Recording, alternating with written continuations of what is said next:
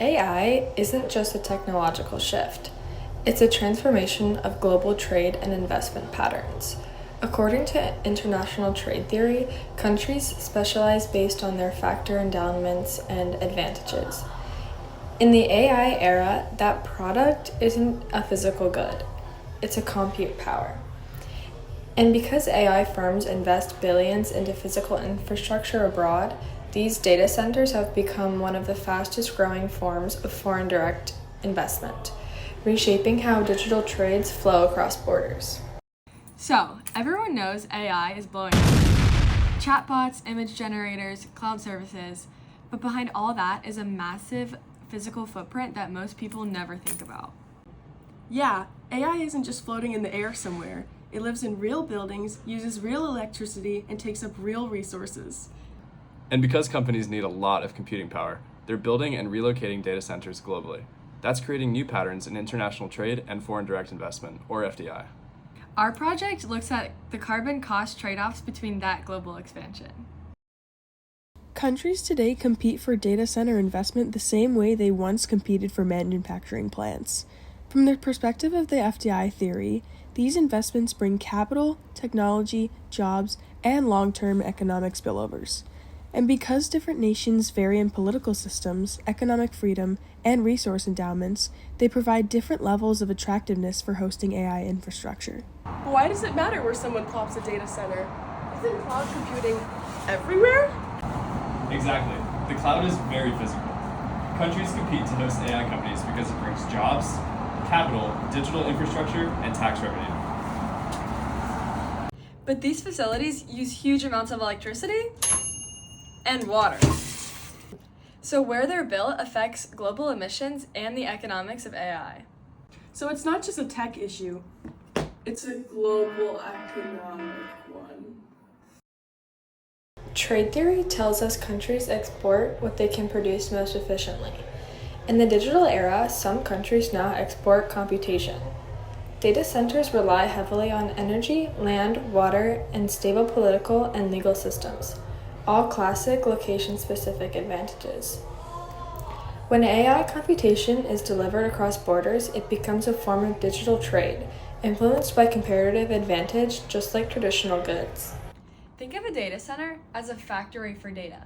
It houses thousands of servers that manufacture digital outputs, AI models, cloud storage, and streaming content. And like any factory, it needs inputs, electricity to keep the servers running, and water or air for cooling. The more data being processed, the more energy is needed.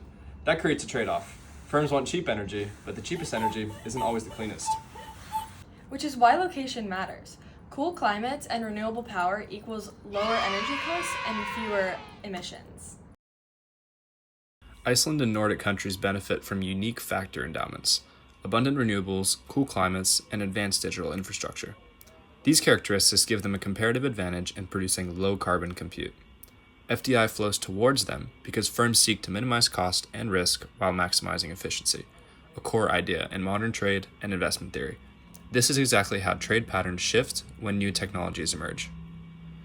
Global tech giants like Amazon, Google, and Microsoft have invested billions in data centers in Ireland and Nordic countries. These are clear examples of FDI because they're building infrastructure abroad. And what those centers produce, data, cloud services, AI compute, gets sent across borders. That's digital trade. So Iceland isn't just shipping out fish and volcanic rocks. They're exporting compute power. Exactly. Iceland is especially attractive. 100% renewable energy, natural cold temperatures, and submarine fiber optic cables connecting it to global markets. Low carbon footprint, stable energy, and low cooling costs? That's a hard combination to beat. When firms choose where to invest, they weigh economic incentives, political stability, and resource conditions. This mirrors real-world FDI behavior. Firms respond to taxes, subsidies, regulation, and infrastructure quality. Governments intervene strategically, sometimes to attract reinvestment and sometimes to protect domestic industries. Our following three scenarios reflect the same tension between market forces and policy intervention seen throughout global trade history. In our baseline scenario, firms choose locations based only on costs, electricity prices, land, and taxes. Renewable-rich areas like the Nordics attract some investment naturally. But not all low-cost areas are clean energy producers. Exactly. So global emissions still rise because overall AI workloads increase.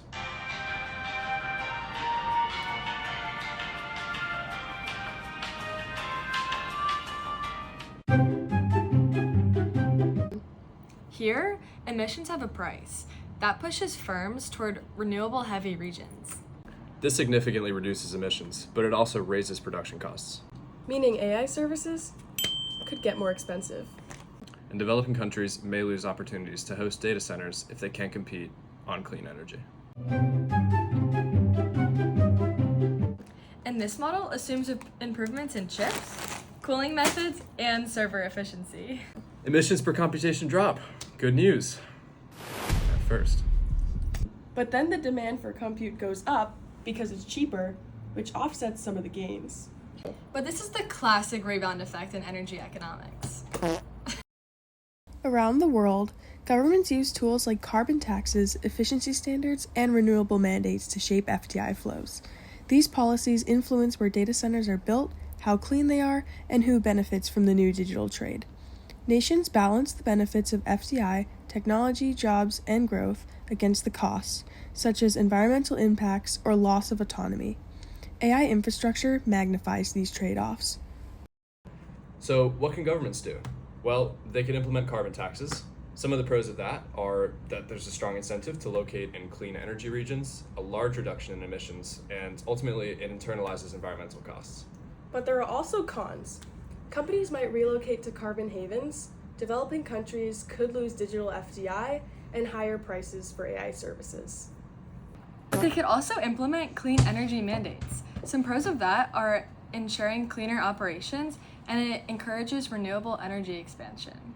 Some of the cons are that it's hard to enforce in countries with mixed electricity grids, and it ultimately excludes regions without renewable energy.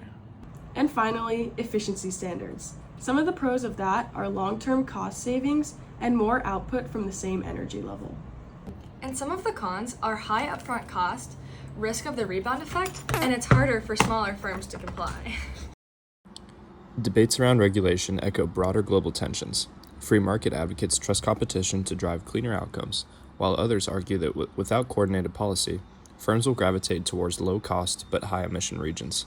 Pragmatic nationalists seek a middle path, encouraging FDI that benefits the host country while managing environmental and social risks. These perspectives mirror the ideological spectrum presented in our course materials. Okay, so AI demand is skyrocketing. Without strong environmental safeguards, emissions will keep rising. Carbon pricing and efficiency standards can guide AI expansion sustainably. But I think regulation slows innovation and raises costs. The market is already incentivizing companies to move towards cheap renewable regions. Voluntary standards may be enough. I don't think so. I think so. Realistically, a mix of both approaches works.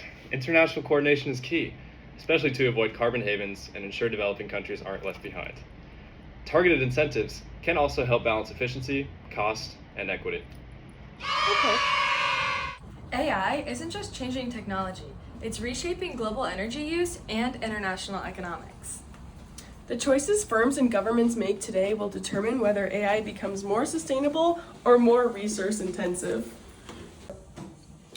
Understanding the carbon cost trade-offs is essential for designing smarter policies and a more balanced global digital infrastructure. Thanks for watching! Use AI responsibly.